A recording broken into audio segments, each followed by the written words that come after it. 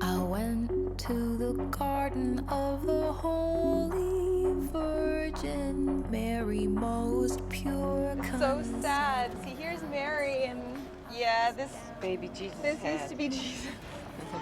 Aww. This is limestone, and because of the acid rain, it's deteriorated over more than 50 years. And as you can see, it's really crumbling, and it's so soft from being out here in the weather. My name is Libby Schrader, and I am a musician. I live here in Brooklyn. I was walking by here one day, and I saw this beautiful garden, and I was able to meditate here. I actually do a meditation every day. With such a beautiful church, at the height of its popularity, there was 30,000 people coming here. Like even 50 years ago, it was huge, and it was obviously built with a lot of devotion. The church is so beautiful, and just it needs to be maintained. There's so much an emphasis on Christ being alone in the Passion and walking by himself with the cross.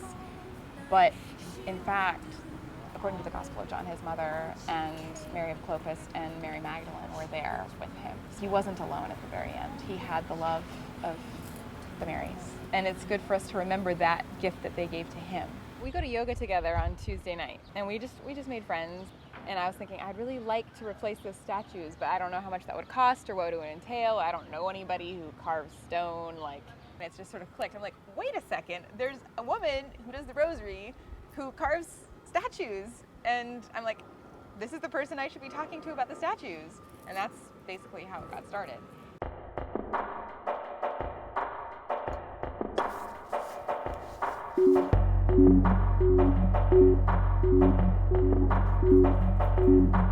This little piece is about $100 right here. It's 27 pounds. But alabaster is a rare stone. Once you get this outer shell off, it's a beautiful color.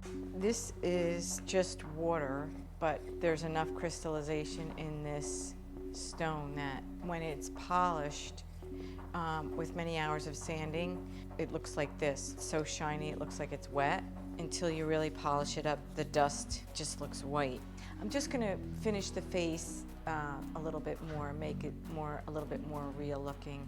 But pretty much it's the way it's gonna be, and I'm just gonna shine it up.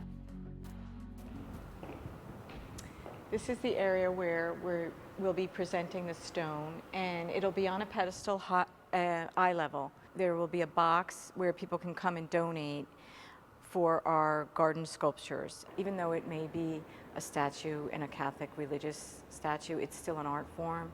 It's a more surreal style so that people can come away with their own interpretation of what Mary is and what praying means to them and how God has affected their life.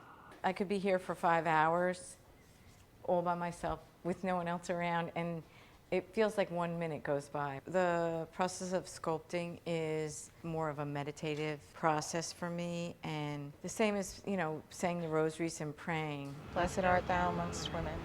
Blessed is the fruit of thy womb, Jesus. The next step is that we've actually started a rosary group that's here, which I hope will add to the opening up of the garden to turn it into something beyond just the stones. There's also like an element of worship. When you say the name of Mary and think about her over and over and over, it takes over half an hour, and by the time you've done it, I feel like you can feel her presence. It just brings so much peace. When the garden is finished, there will be 8 life-size sculptures. When other people come to the garden and see my sculptures, I hope that they will know that God is in their life. Libby's really been such a supporter. We're supporting each other's work, and it's just amazing when you have that in your friendship. Yeah, definitely. So far, I was able to buy the one small piece of stone, which is getting it started. I mean, I don't know if I could afford to buy all of the stones, but maybe we'll see what happens. But that's sort of a commitment that I've made to this garden as a result of the gift that it gave me. We're all aching for the blessing of the Magdalene.